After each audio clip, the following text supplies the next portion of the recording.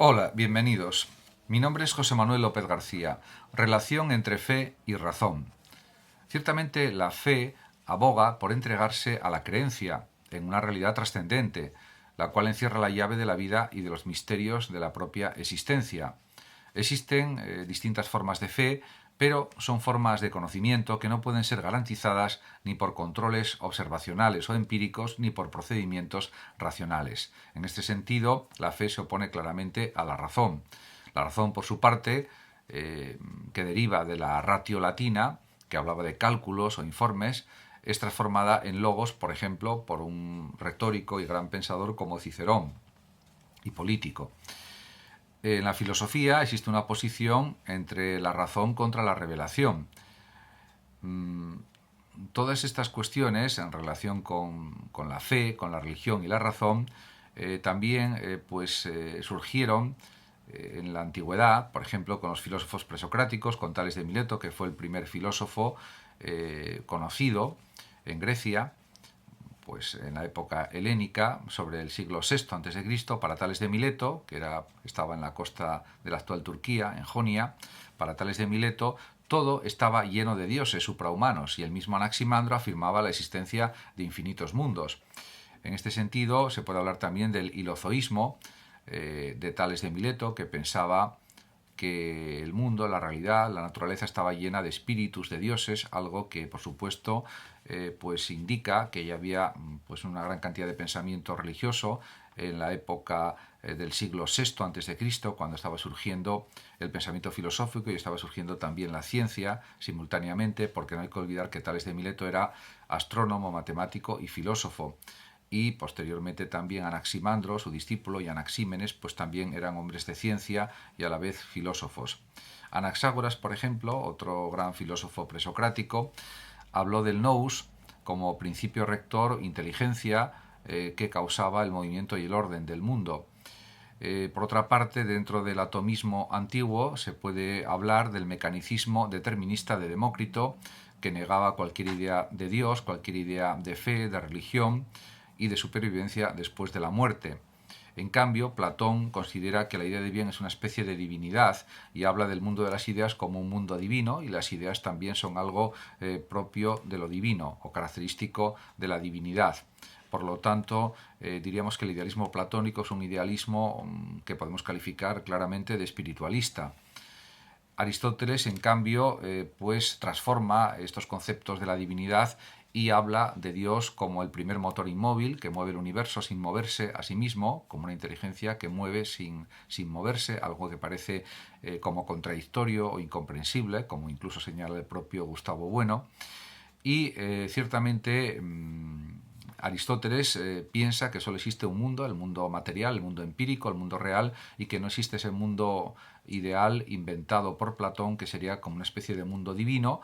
Tampoco considera Aristóteles que sea posible pues una supervivencia del alma individual de cada persona después de la muerte, como mucho desarrolla en sus obras pues la idea de un intelecto agente colectivo que abarcaría a la humanidad en conjunto, pero eso no sería claramente una inmortalidad individual, sino que sería pues otra cosa muy diferente. Por lo tanto, se puede afirmar que Aristóteles no reconocía la posibilidad de una inmortalidad del alma individual y por supuesto mucho menos pues una idea de resurrección como por ejemplo plantea el cristianismo.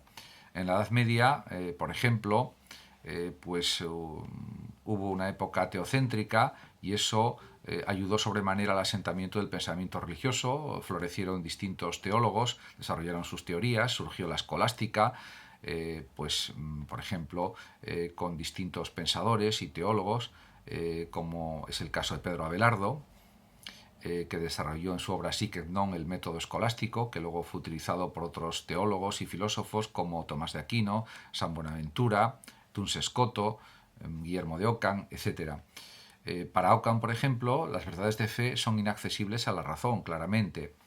En cambio, diríamos que para Giordano Bruno, Dios es la causa inmanente y armónica del universo, identificándolo con la infinitud.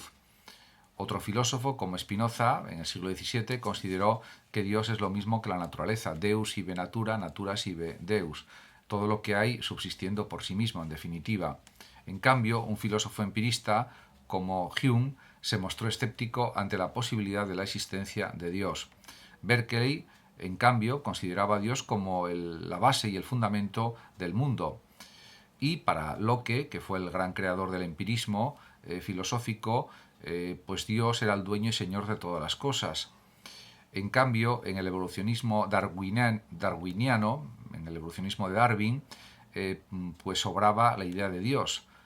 Por supuesto, Darwin respetaba profundamente las creencias religiosas, las religiones, las respetaba, pero no estaba de acuerdo en utilizarlas para la explicación de la evolución de los animales y tampoco del ser humano. Kant, por ejemplo, habló de un Dios necesario para superar la contradicción entre ser y deber ser, y eso lo utiliza bastante en su ética formal, en su ética deontológica. Hegel, por ejemplo, nos hizo partícipes de un Dios que se hace. Para Comte, por ejemplo, Dios concentraba todos los poderes.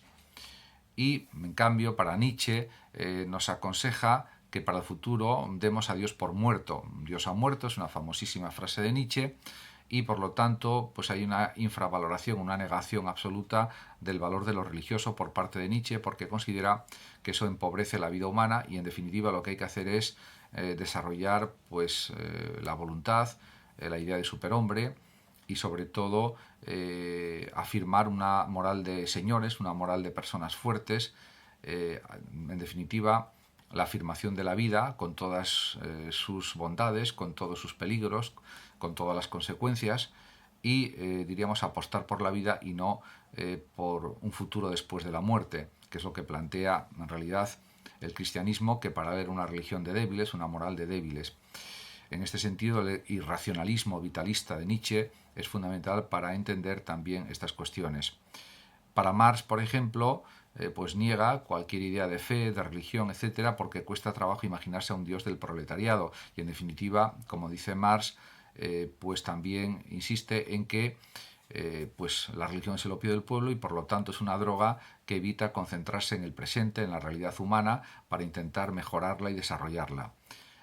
Sartre, por ejemplo, considera que la idea de Dios es incompatible con su humanismo, un humanismo laico, un humanismo, diríamos, marxista, un humanismo materialista que intenta pues realmente conseguir que el ser humano logre sus objetivos en la medida de lo posible en este mundo y no en otro mundo inventado, que es el mundo divino, que es el mundo que surgiría después de la muerte.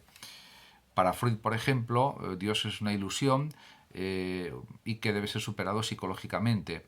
Y es una ilusión que consiste en la figura del Padre proyectada. El propio Feuerbach también decía que Dios es una proyección humana y que era una alienación para el ser humano creer en Dios.